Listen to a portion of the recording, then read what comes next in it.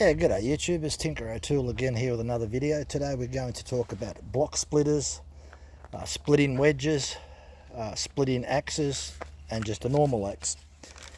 Your typical normal axe, which is this one here, generally most of them around about the 2 kilo weight. Most of your splitting axes, like this Trojan here, are around the 2 kilo weight also. Fiscus will go from very small hatchet type splitters weighing under a kilogram up to a maximum of the X27, which weighs 2.4 kilograms. So they're your splitting axes. Now, a lot of the times they say that splitting axes don't need to be sharp. While that is true, all the Fiscus are razor sharp and they work good. I prefer to have them a little bit sharp. I just believe they work a little bit better. Okay, so let's get into the block splitters. What are block splitters? Well, these three here, the Fiscus Pro, the Maul, the Estwing and the Saxon, all block splitters. This is the heavy beast, 3.6 kilo, 2.7 kilo, 2.7 kilo. So the way that it works, the heavier the block splitter, the more efficient or the more easy it will cut.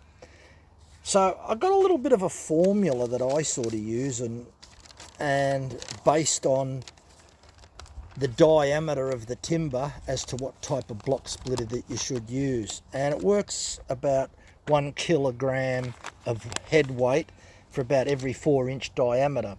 So a 1 kilogram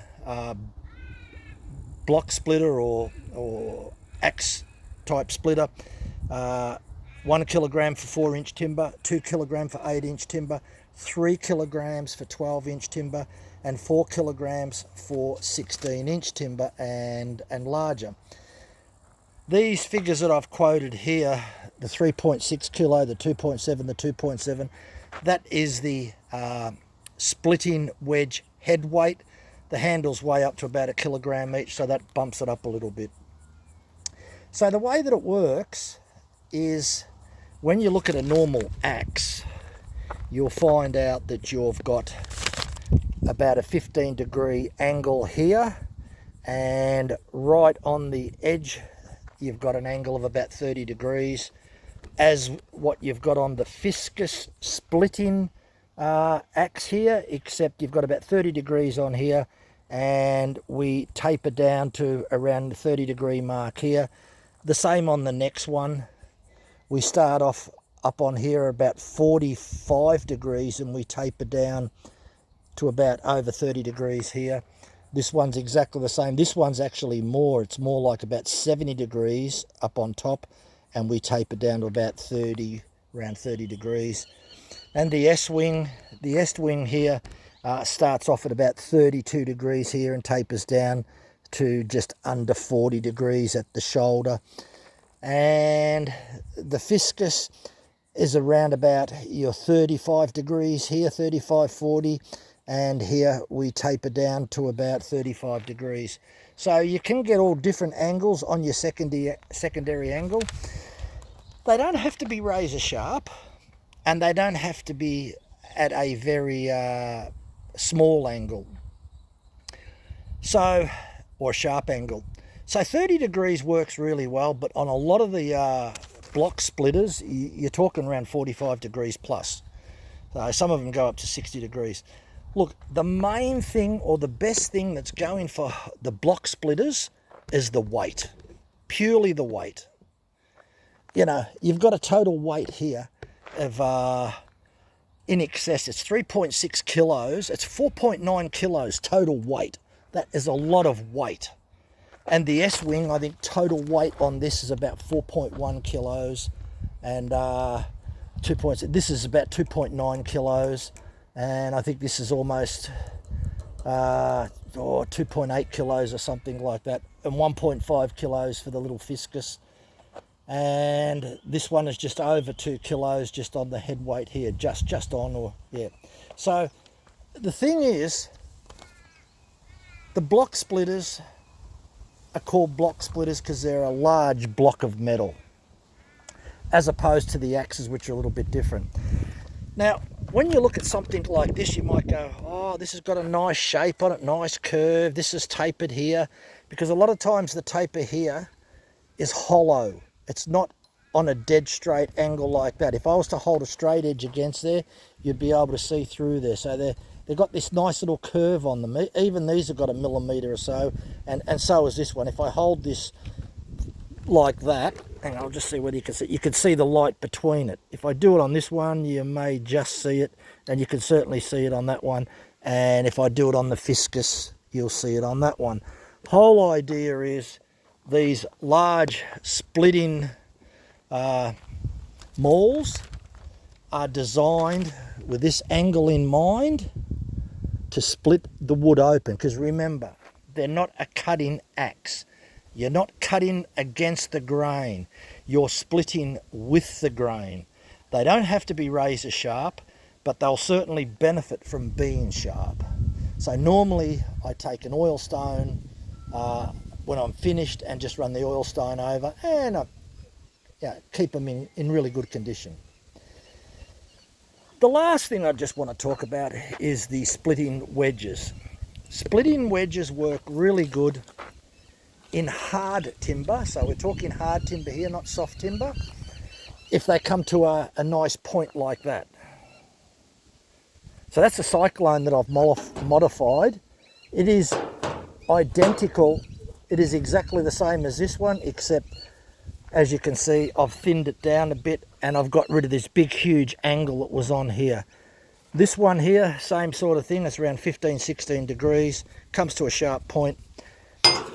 Anytime that a wedge comes to a sharp point, you'll find it very easy to knock in with a little small sledgehammer type thing, 3 kilo sledgehammer or a 2 kilo sledgehammer, just a small hammer of some sort. You can use the block splitter to knock them in there if you've got a small little crack. A little bit difficult using a block splitter as a hammer because they're big and bulky and heavy. So any type of hammer that's got about 2 kilo weight, you get these little small sledgehammers that only weigh 1.8 kilo. I've got one of them in the Est Wing, works fantastic, and I use them to start off driving the wedges in, and then obviously I use the big splitting block splitter to finish off and drive them in. So when I mentioned before about that formula, about a kilo for every 4 inches, that works good up to about 20 inches. When you're starting to get logs that are bigger than 20 inches, what you need to do, if you can't get a splitting wedge in the timber, because the splitting wedges work better if there's a little crack and you insert it in there and knock it in there. If you can't get them in there, there's very little cracks, they're very small, use one of your splitting wedges here, the large ones, the block splitters, hit about right on the edge, or maybe a half an inch or so in from the edge, and hopefully you can put a little crack. If you get a little crack on the edge of the timber, then you can use your splitting wedges and drive them in, and then you'll split them open.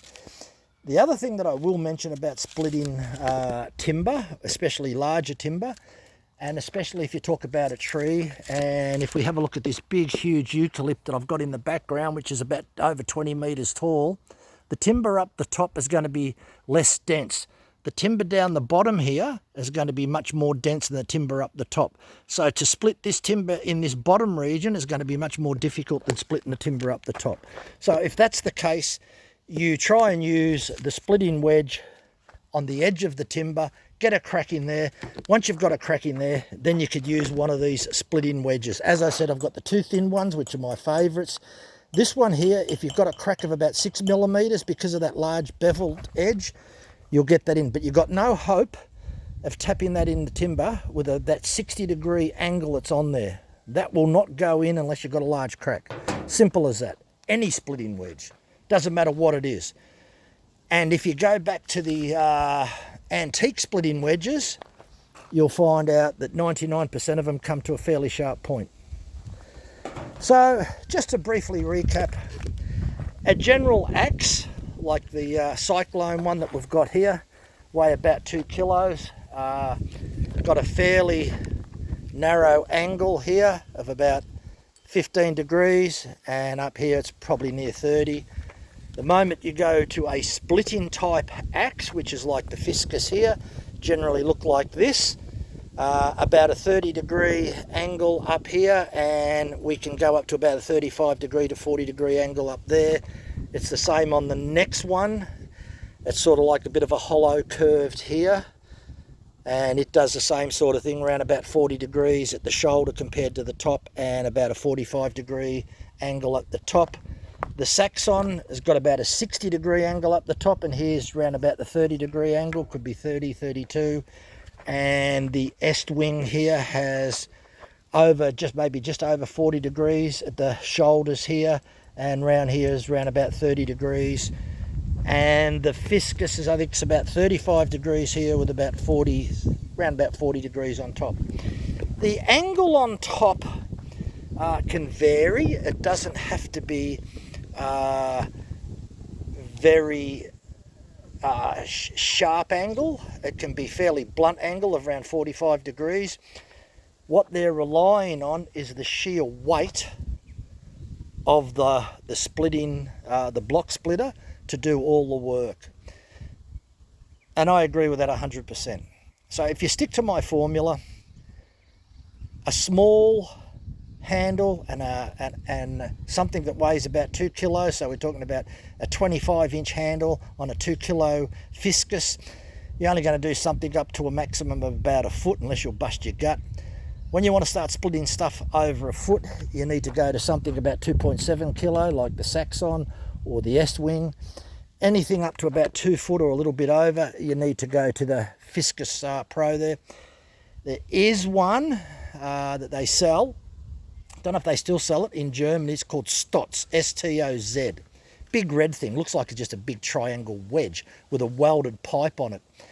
They make I think a 12-pounder, a 14-pounder, a 15-pounder, and a 24-pounder. Absolutely. And it's virtually a pipe. It hasn't even got a proper handle. It just purely relies on the weight.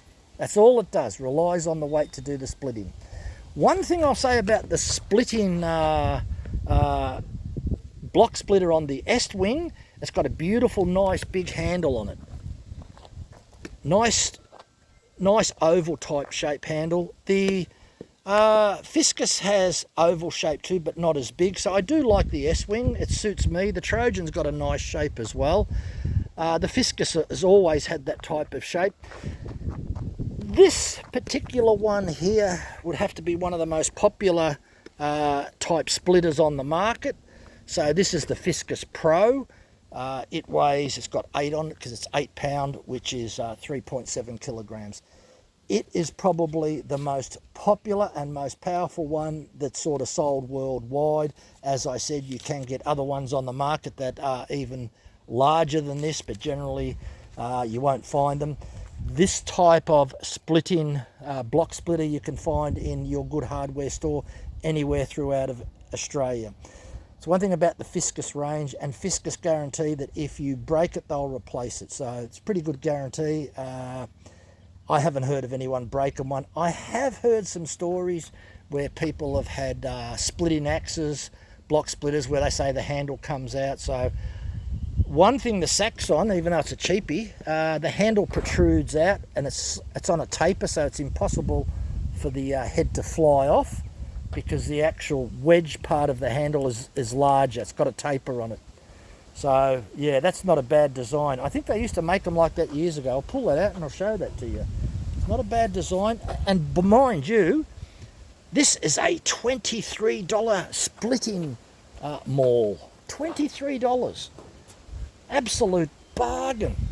So anyone there out in Australia that really wants a good splitting wedge, it works fantastic. You're talking about a $23 splitting wedge. Can't go wrong with the Saxon. 2.7 kilo.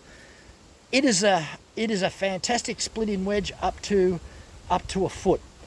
And as I said, if you want something larger than a foot, you're going to be splitting bigger timber, get yourself the Fiscus IsoCore Pro.